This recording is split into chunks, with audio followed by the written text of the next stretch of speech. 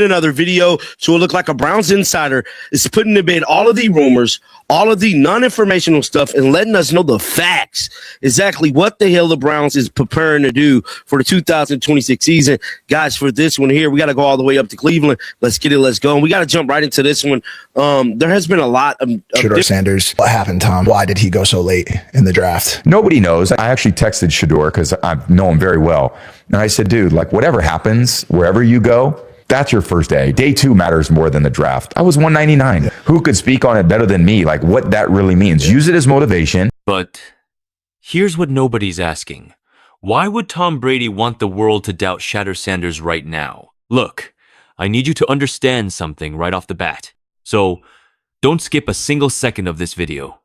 And if this story touches your heart, give it a like, subscribe to the channel, and let us know in the comments. Where are you watching from? Let's begin. This moment matters because this isn't just noise. This isn't just another former player hopping on TV and throwing out a lazy take. What we just witnessed hit different, and you felt it the second those words left Tom Brady's mouth. Because when someone like Brady speaks, the entire football world leans in. Not to debate him, not to question him, but to accept it as truth. And that's exactly why this situation is dangerous.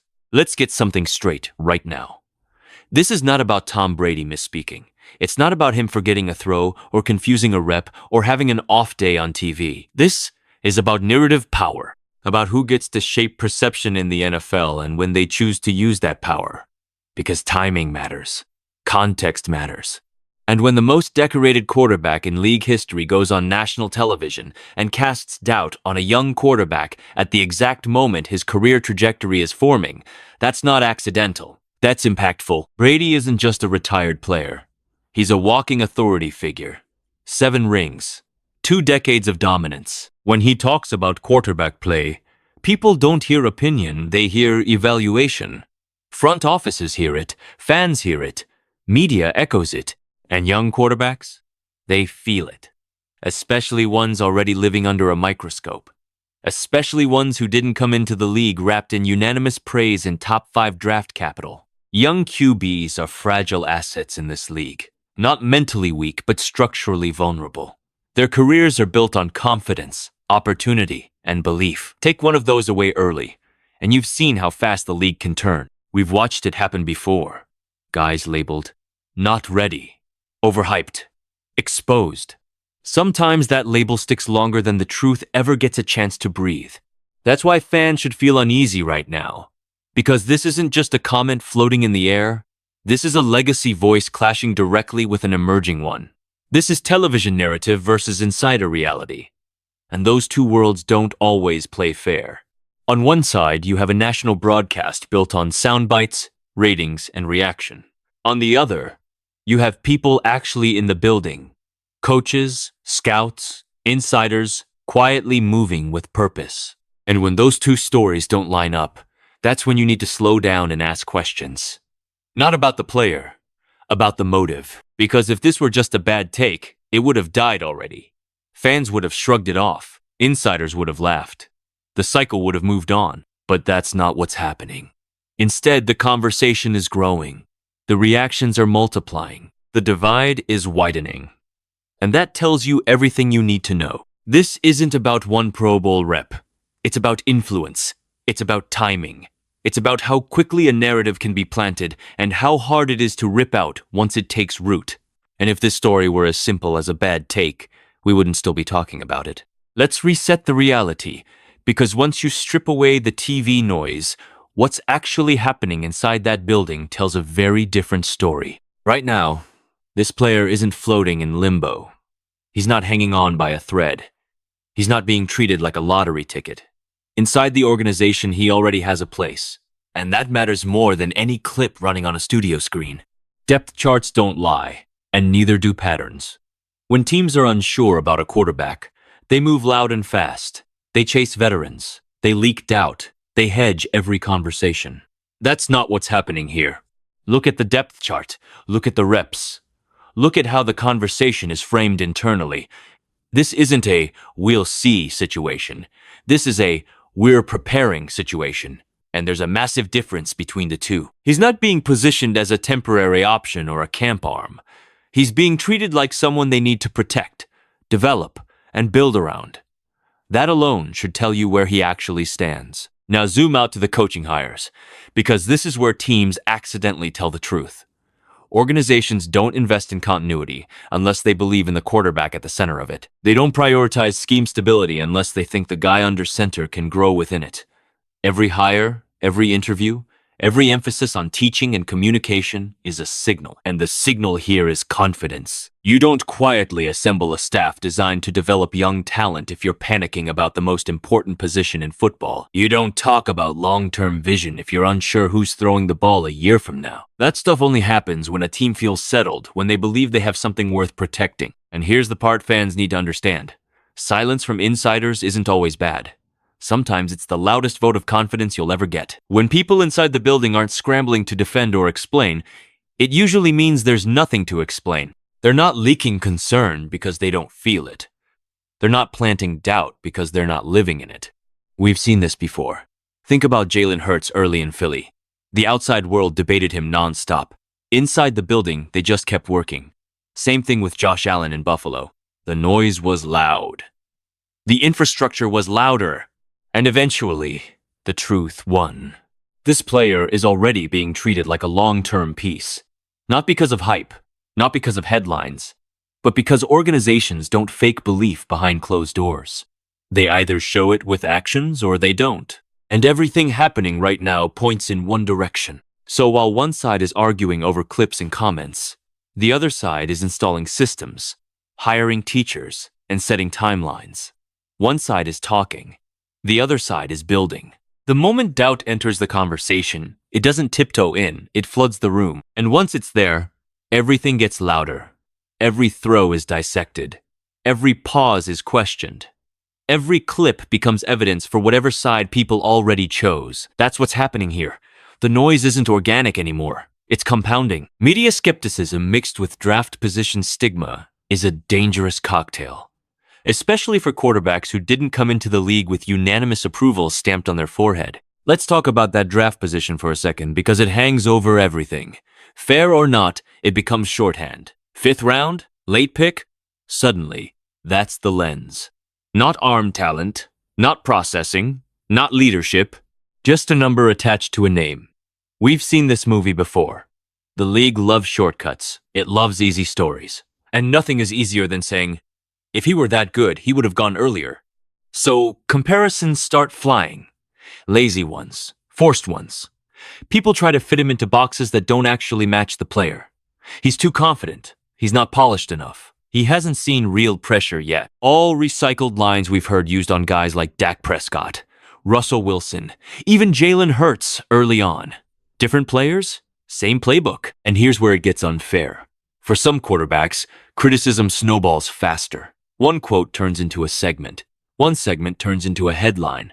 One headline turns into league-wide doubt. That's how narratives get manufactured. Not because of what actually happened on the field, but because repetition creates belief. Take the Pro Bowl conversation. Anyone who actually watched knows there's a gap between reality and the way it's being framed. But Pro Bowls don't get watched. They get clipped. And when analysis is reduced to 5 seconds of video and a sentence of commentary, truth gets flattened. Soundbite analysis becomes gospel, even when it ignores context completely. And the pressure that creates? It's real. This is a quarterback carrying expectations before ever starting a full season. Expectations from fans who want hope, from media that wants controversy, from critics waiting to be right. That's a heavy load for anyone, especially someone still carving out their identity at this level. What makes it worse is that the scrutiny isn't equal. Some players are allowed to grow quietly. Others have to prove themselves loudly every single week. Every rep becomes a referendum. Every mistake feels magnified. And when a respected voice throws doubt into the mix, it doesn't just add to the conversation, it tilts the field. This is the danger zone, where evaluation turns into obsession, where skepticism turns into dismissal, where people stop watching to understand and start watching to confirm what they already believe. And at some point, criticism stops being evaluation and starts becoming obstruction. What matters most right now isn't what's being said on TV, it's what's being built when the cameras are off. Because behind closed doors, this doesn't look like chaos. It doesn't feel rushed. It doesn't sound uncertain. It feels intentional.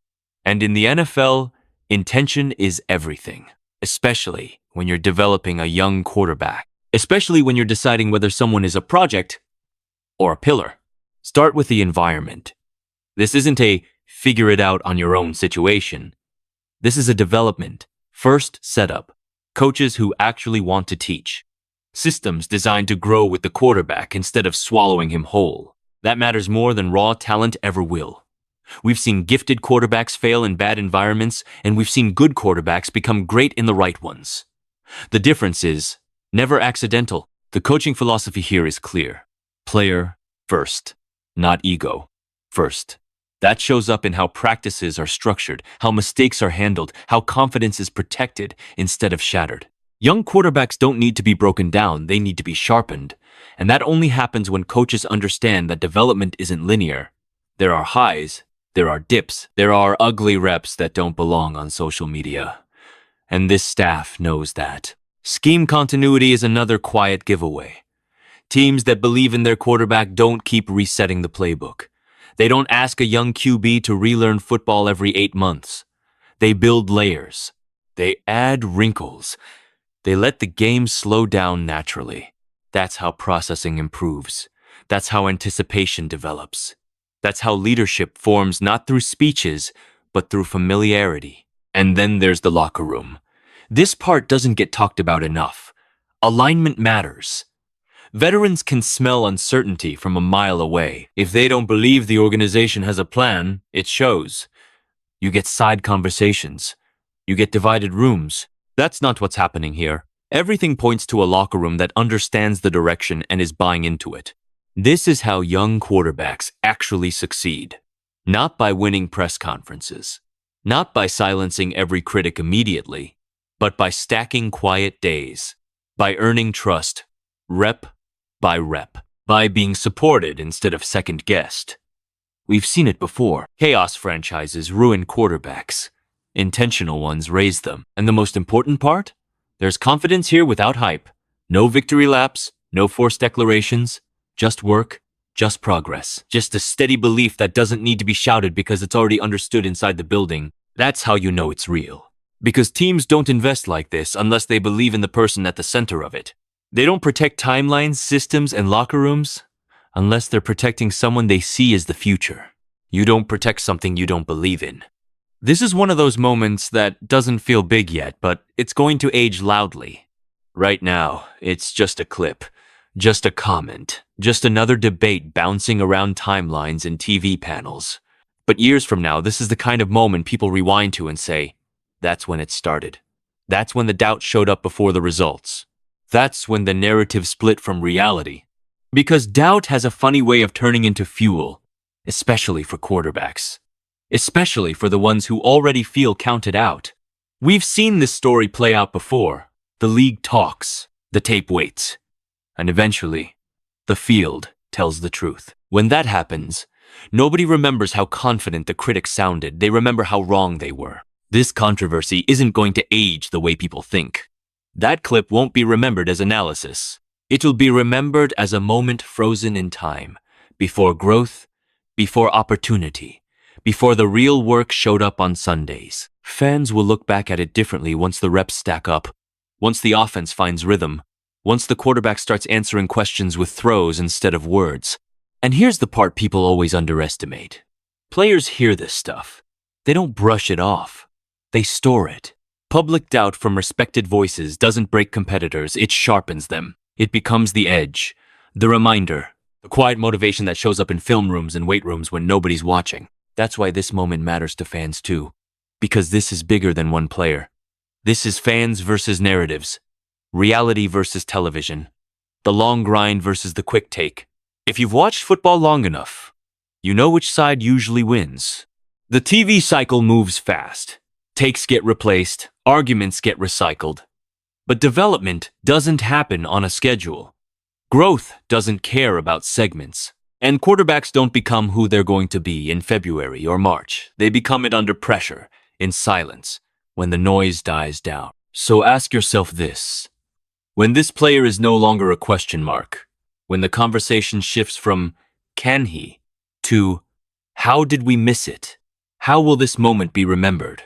As truth or as noise? That's the question I want to hear from you.